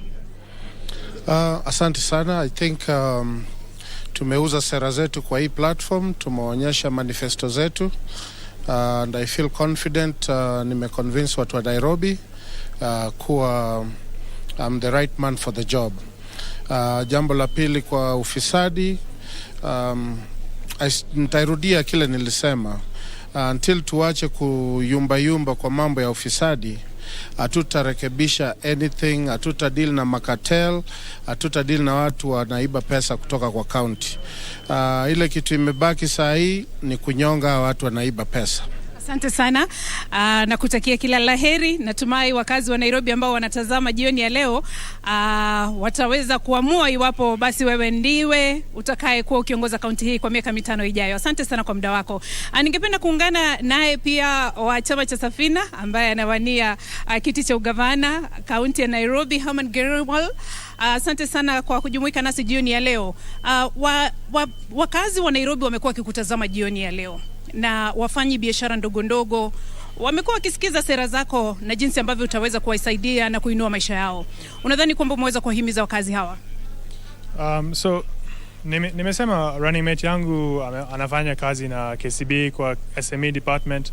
Mimi nataka kusaidia kila mtu. Kama wewe ni mtoto ya Sky ama wewe ni mtoto ya mechanic, nitasaidia wewe, kwa sababu mimi sitaki baadaye ya miaka 20 wewe unakaa hivi. So nataka tubadilisha maisha ya watu wengi kwa Nairobi, na natuma teknolojia ya kisasa, nafundisha watu. Pia nimeleta elimu ya bure. So kama mtu anataka kusoma, tasoma, tapata kazi, tabadilisha maisha. Asante sana Greywall, na kutakia kila laheri. Naomba nijumuike naye Nancy Mwadime ambaye pia ni mwaniaji wa kiti cha ugavana kaunti ya Nairobi. Takriban wapiga kura milioni 2.4 jioni ya leo wamekuwa wakikutazama pamoja na Wakenya kwa jumla.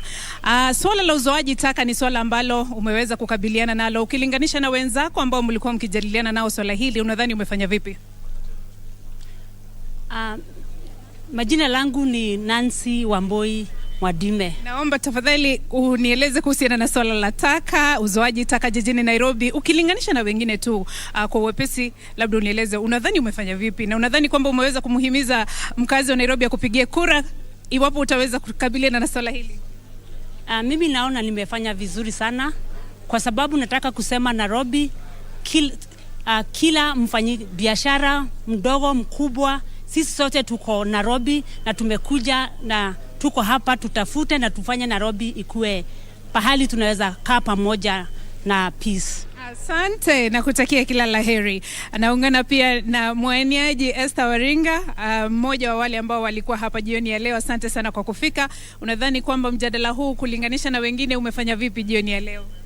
Naweza sema nimefanya sawa. I've done well. I've given it my best. And I must say that I can be able to identify with the lowest class of people since I was raised and born in the slums. And at the same time, I'm in business. And I believe that both levels of people, I can identify with them once I'm given a chance to be governor of this Nairobi. Asante sana Esther, kila laheri. Wakazi wa Nairobi, mmepata fursa ya kutazama awamu ya kwanza ya mjadala wa wawaniaji ugavana katika kaunti ya Nairobi. Tarehe 9 mwezi Agosti tutaweza kuamua mbivu na mbichi na ni nani atakaye kuwa akichukua kiti hicho kutoka kwa Ann Kananu. Kwa sasa ningependa nikuelekeze kwa Wahiga Mwaura.